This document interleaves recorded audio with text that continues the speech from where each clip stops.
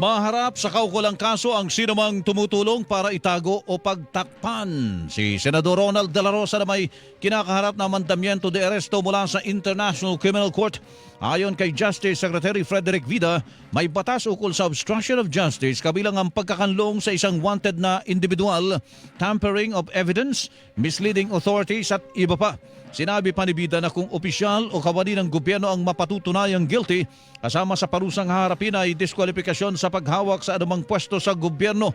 Kasama sa kinalampag ng DOJ ang isa sa mga abogado ni De La Rosa na si Attorney Jimmy Bondoc na hindi manulusot sa pananagutan sa pagtatago ng impormasyon ukol sa senador.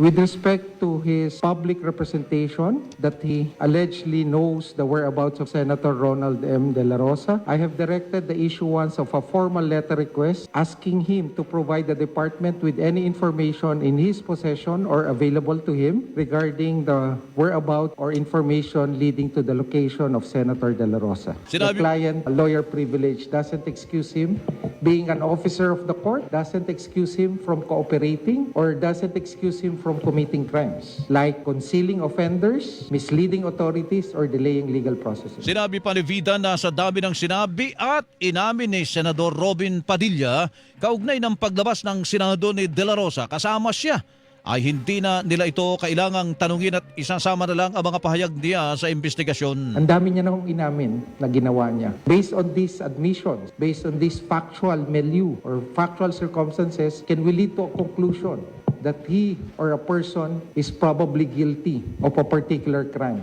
Hindi naman po lagi kailangan tatanungin pa dahil may mga bagay factual na eh. Sa huli, hinimok ni Vida si De La Rosa na sumuko na.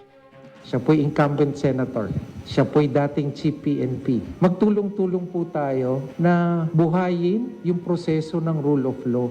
Heed the call of the rule of law. Alam niya na pag may arrest warrant, dapat sineserve at dapat sumusunod. Ang tinig ni Justice Secretary Frederick Vida, sinabi naman ni Bondoc na walang alam ang legal team ng senador kung nasaan ito ngayon.